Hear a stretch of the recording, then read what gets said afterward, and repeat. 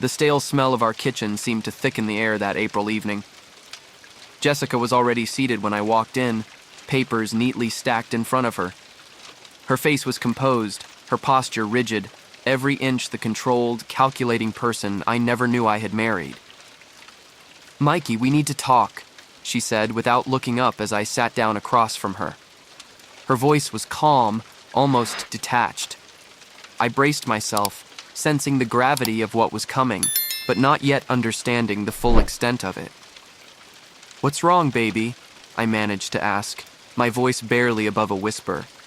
She sighed, a long, drawn-out breath that seemed to carry the weight of a decision made long ago. "I'm sorry, Michael, but I want a divorce," she stated clearly and calmly. The words hit me like a freight train. For a moment, the world seemed to stop spinning. I stared at her, unable to speak, as she continued. "I fell in love with someone else," Jessica said, finally meeting my gaze. There was no warmth there, no hint of the woman I thought I knew. "How long?" was all I could muster. 4 months. She didn't flinch, didn't look away. "And I want us to get married." I felt a mix of nausea and disbelief. "And you're telling me this now like it's just another Sunday morning conversation?" My voice cracked under the strain. Jessica shifted uncomfortably, but her tone remained even. "I thought it'd be better to be upfront, to deal with everything quickly." The formality in her voice made my heart sink even further. I realized then that the person sitting across from me was a stranger. The conversation shifted to logistics, to division of assets and future arrangements, but her words started to blur into background noise. As she slid the divorce papers across the table, I couldn't help but feel like I was being erased from her life with a mere signature. "Sign these and we can both move on," she said. It was a dismissal, clear and simple. I took the pen with a trembling hand, signing my name to end the 12 years of marriage.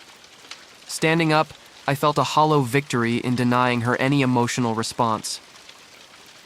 "Is this what you really want, Jessica?" I asked, my voice steady now. "Yes, Michael, it is," she replied without hesitation, her eyes cold and resolute. With nothing left to say, I grabbed my coat and left the house that no longer felt like home.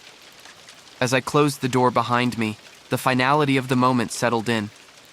My marriage was over, and with it, the life I had known.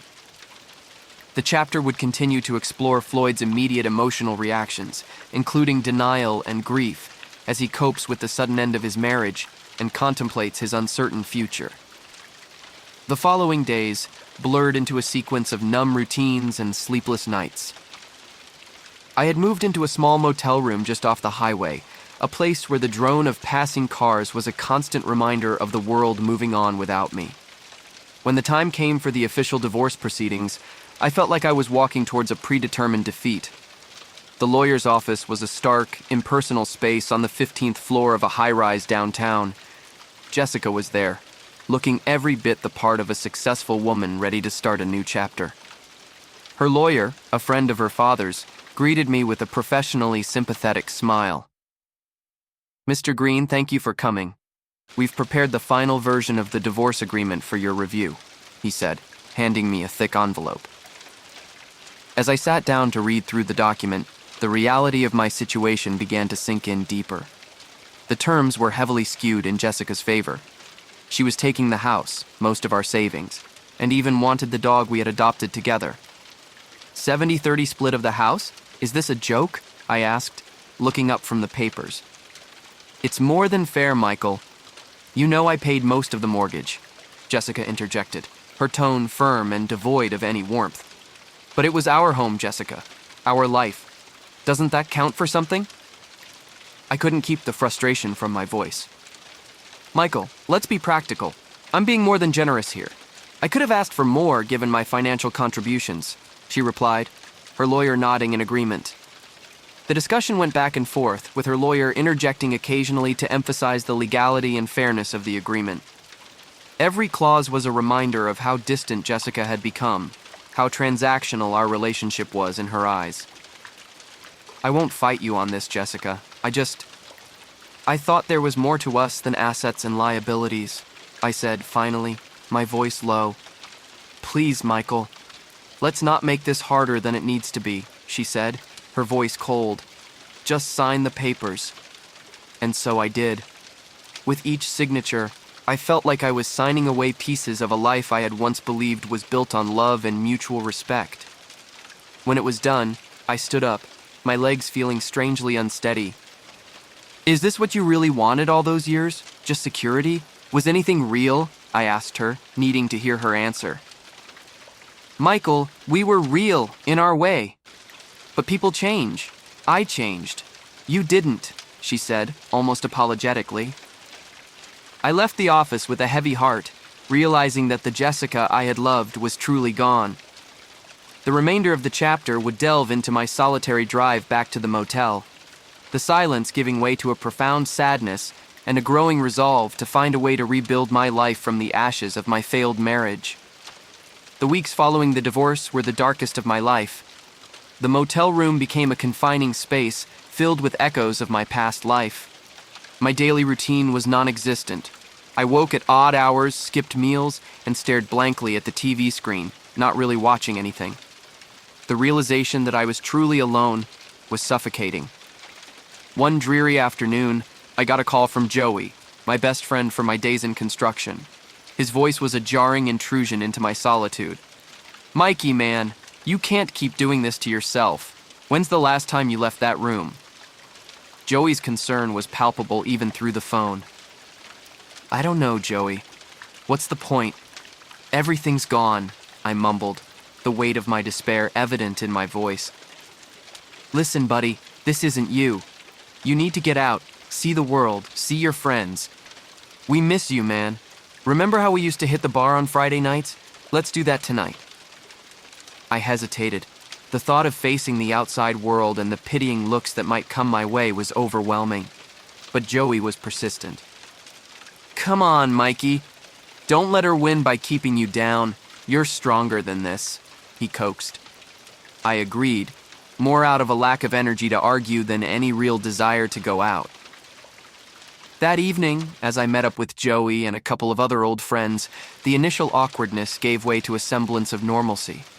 But as the night wore on, the reality of my situation crept back in. Mikey, you gotta stop letting this eat you up. Revenge isn't worth it, but recovery is, Joey said, slapping me on the back as we stood at the bar. I know, man, it's just...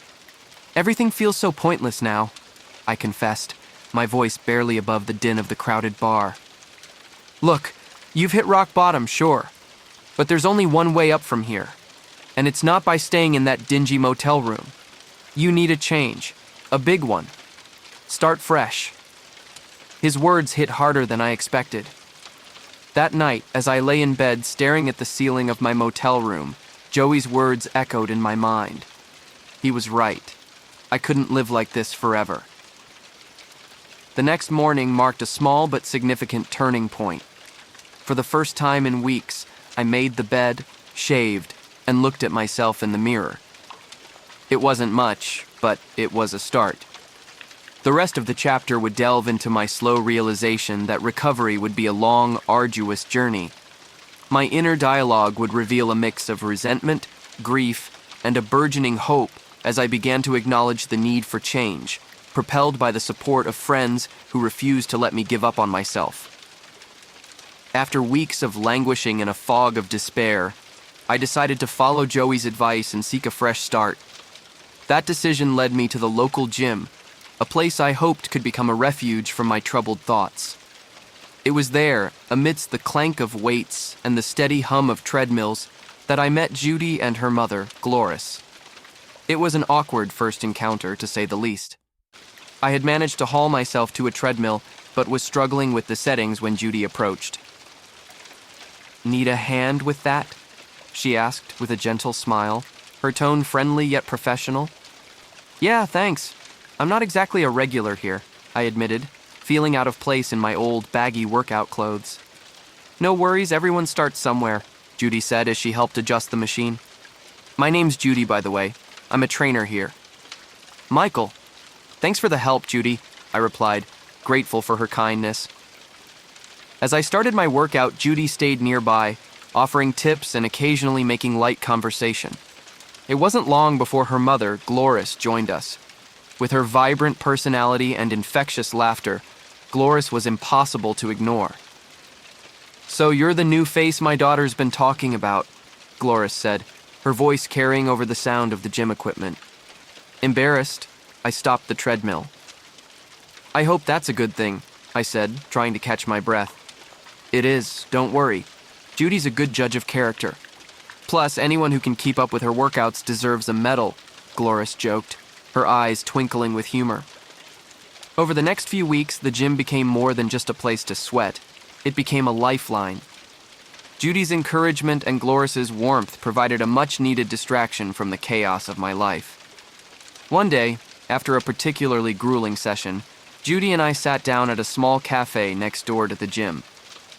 "You know, you've made a lot of progress since that first day on the treadmill. It's impressive," Judy commented as we sipped our smoothies. "Thanks, Judy. It feels good, being active again. Helps clear my head," I confessed, feeling more at ease talking about my struggles.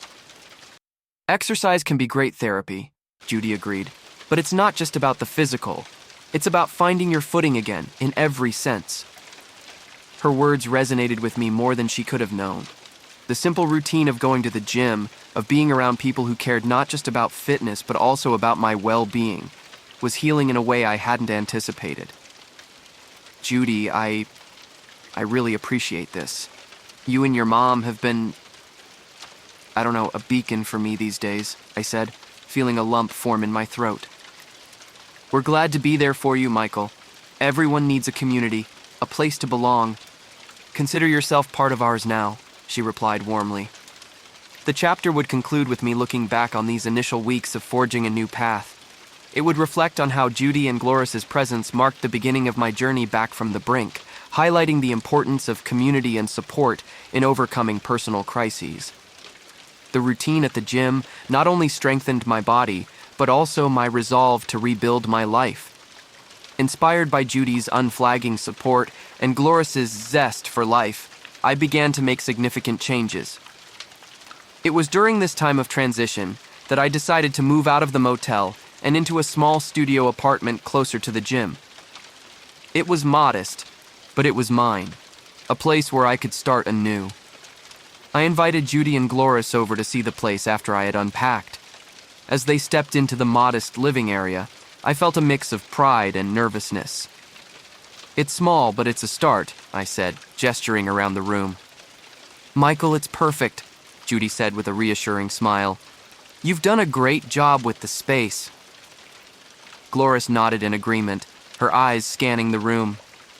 "It's not the size of the place that matters. It's the heart you put into it. And I can tell, there's a lot of heart here." Their approval filled me with a warmth I hadn't felt in a long time. Encouraged by their words, I became more involved in the community. Judy helped me get a part-time job at the gym, initially just manning the front desk, but eventually, I started helping with equipment maintenance, skills from my construction days coming in handy. One evening, as Judy and I were closing up the gym, I turned to her. I never thought I'd find myself in a place like this, doing something like this." Judy locked the front door and turned to look at me. "Life has a funny way of throwing us curveballs, huh? But look at you, catching them and throwing them right back." "I guess so. Thanks to you and your mom," I replied, feeling a sense of camaraderie. "We're a team, Michael. And hey, you're pretty good at this. Ever thought about getting more involved? Maybe as a trainer?" Judy suggested as we walked away from the gym. The idea was appealing, and her confidence in me was infectious. "Maybe I will. It feels good being part of something positive again," I admitted. As my life began to stabilize, I also started reaching out to old friends, mending relationships that had frayed during my marriage. One such reunion was with Joey, who had been my rock throughout the darkest times. "Man, it's good to see you like this. Back on your feet and then some," Joey said one afternoon as we grabbed coffee. "It's been a journey, and you were right. Getting out of that motel was the best decision I ever made," I told him, grateful for his nudging me out of my despair. Always knew you had it in you, Mikey. Just needed a little push, Joey replied, clapping me on the shoulder. The chapter would reflect on my emotional and physical journey, detailing the newfound stability and the sense of community that had begun to surround me. It would delve into the internal and external transformations I experienced, showcasing the beginnings of a new chapter in my life where I not only accepted change but embraced it with open arms. The growth in my relationships, both new and old, and my increasing involvement in the gym would underline the theme of recovery and rebirth. Just as I felt my life was regaining a semblance of normalcy and direction, unexpected news shook the fragile foundation I was building. It was a sunny afternoon when Judy approached me at the gym with a concerned look on her face. "Michael, there's something you should know," she began, hesitating slightly. "It's about Jessica. She's been in the news." I felt a chill run down my spine. "What happened?" I asked, bracing myself for the worst. "It seems her new husband is under investigation for some serious financial fraud, and Jessica might be involved too," Judy explained, handing me her phone with the news article pulled up. As I read the details, my heart sank. Not out of any residual feelings for Jessica, but the sheer shock of seeing how far things had spiraled out of control from the life we once shared. The article detailed allegations of illegal business dealings and potential money laundering.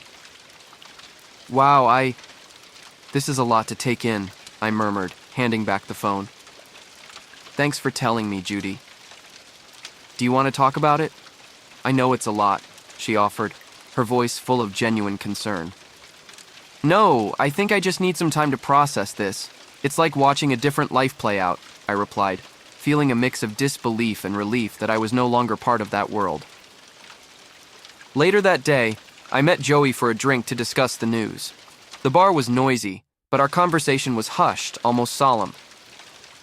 "Man, did you dodge a bullet with her," Joey said, shaking his head. "I mean, I knew she was trouble, but this is next level." "Yeah, it's surreal. I feel like I should be angry or upset, but all I feel is detached," I confessed, stirring my drink absent-mindedly. "That's probably for the best, Mikey. You've got your own life now. You're doing good things." "Don't let her chaos drag you back down," Joey advised, always looking out for me. "You're right. I've got too much to look forward to now," I agreed, trying to shake off the uneasy feeling that lingered. The rest of the chapter would explore my internal conflict about learning of Jessica's troubles. Despite my detachment, there would be moments of reflection on how our lives had diverged so drastically. The news would serve as a stark reminder of the bullet I had dodged, reinforcing my gratitude for the new path I had chosen. Moreover, this chapter would delve into my fears about any repercussions that Jessica's legal issues might have on me, even though I was no longer legally tied to her. Conversations with Judy and Joey would help to anchor my resolve to stay focused on the positive changes in my life, illustrating the importance of the supportive community I had built around me. Several weeks after learning about Jessica's legal troubles, I was surprised to find an official-looking envelope at my door. It was a subpoena. Jessica's lawyer requested my presence in court as a character witness. The shock of being dragged back into Jessica's world after working so hard to separate myself from it was palpable. I showed the subpoena to Judy when I saw her at the gym later that day. Her brow furrowed as she read it. "They want you to testify about Jessica's character? After everything that's happened?" she asked, clearly upset on my behalf. "Yeah, it seems like they think I can help her case. I don't know what they expect me to say," I responded, the anxiety building in my chest. "You only need to speak your truth, Michael. Just be honest about what you know, what you experienced. That's all you can do," Judy advised, her support unwavering. I nodded, taking a deep breath. "You're right. I can't let this shake me. I've come too far to crumble now." The day of the court hearing arrived sooner than I would have liked. The courthouse was imposing, and as I walked in, the weight of my previous life with Jessica pressed down on me. Inside the courtroom, the atmosphere was tense. Jessica was there, looking much different than the last time I had seen her. She seemed smaller, her confident demeanor replaced by nervous glances around the room. When it was my turn to speak, I approached the stand with a mix of reluctance and resolve. The prosecutor began by asking me to recount my relationship with Jessica, focusing on her character and our life together. Mr. Green, could you describe Mrs. Green's character during your marriage? The prosecutor asked formally. I took a moment before answering. Jessica was ambitious, that's for sure. She was driven, cared a lot about her career and social standing. But, I paused, choosing my words carefully. That ambition sometimes overshadowed other aspects of our life together. Would you say she was honest with you during your marriage? The prosecutor continued. There were lies, I admitted, my voice steady. Not just about the affair, financial matters too. I was often kept in the dark. The defense attorney's turn came, and his questions were sharper, designed to steer the narrative in Jessica's favor. Mr. Green, isn't it true that your marriage ended primarily because of your own insecurities and inability to keep up with Mrs. Green's success? He challenged. That's one way to look at it, I conceded. But it's not the whole truth. The end of our marriage was complicated. It wasn't just about money or success. It was about respect, honesty, and ultimately love, all of which eroded over time. As I spoke, I felt a sense of liberation. With each word, I was not only defending myself, but also closing a chapter that had haunted me for too long. After I stepped down, I felt Judy's supportive presence as she waited for me outside the courtroom. How do you feel? She asked. Relieved, I answered, feeling lighter than I had in months. It's finally over. I can really move on now. This chapter would delve into the emotional closure I experienced by confronting my past in such a public and definitive way. It would highlight the growth and strength I had gained from my struggles and the support of friends like Judy, who helped me see that speaking my truth was the final step in healing from my past. The days following the court appearance felt like a fresh start, the final shackles of my old life falling away. Inspired by the closure I had achieved, I threw myself into new opportunities with a renewed vigor. Judy and I began working on a project to expand the gym's offerings, introducing classes that combined physical fitness with mental wellness, a subject close to my heart. One evening, as we were reviewing plans and schedules for the new classes, Judy turned to me with a smile that seemed to light up the room. Michael, have you noticed just how far you've come? It's like you're a completely different person from when I first met you, she said, admiration clear in her voice. It feels like I'm finally who I was meant to be, I replied, looking over the plans. And I owe a lot of that to you, Judy. You helped me find my way back. We did this together, Michael. This gym, these classes. It's our project, our vision coming to life, she responded, her hand brushing mine across the table. The connection between us had grown stronger each day, and it wasn't just based on friendship or professional partnership. There was something deeper, an understanding and respect that had evolved into love. Recognizing the moment felt right. I took a deep breath and reached into my pocket where I had kept a small velvet ring box. Judy, I have something I want to ask you, I began, my heart racing as I held the box out to her. Her eyes widened in surprise. Michael, what is... Judy, will you marry me? I interrupted, opening the box to reveal a simple, elegant ring. Will you continue this journey with me, not just as my partner in the gym, but in life? Her hands flew to her mouth, tears gleaming in her eyes as she nodded vigorously. Yes, Michael, yes. We embraced, the plans on the table forgotten, as we celebrated the beginning of our future together. Over the next few months, we worked tirelessly, not only on our business, but also on planning our wedding. It was a simple ceremony, but one filled with laughter, love, and an overwhelming sense of community, as our friends and family, including Gloris, surrounded us. Later, during the reception, Gloris pulled me aside, her eyes misty with emotion. Michael, I'm so proud of you. You've come such a long way. And now you're part of our family, too. Thank you, Gloris. I don't know where I'd be without you and Judy, I replied, feeling the truth of my words deep in my soul. The chapter would close with Judy and I standing together, looking out at our friends and family celebrating with us. It would reflect on the journey of transformation and recovery, emphasizing the power of love and support in overcoming life's challenges. As the sun set, casting a warm glow over the gathering, I would feel immense gratitude for the new life I had built from the ashes of the old, knowing that while the path hadn't been easy, it had led me exactly where I was meant to be. Thank you for joining us on this emotional journey. If today's story resonated with you, or if you've experienced similar challenges in your relationships, remember you're not alone. We hope this video offers some insight or comfort as you navigate your own path forward.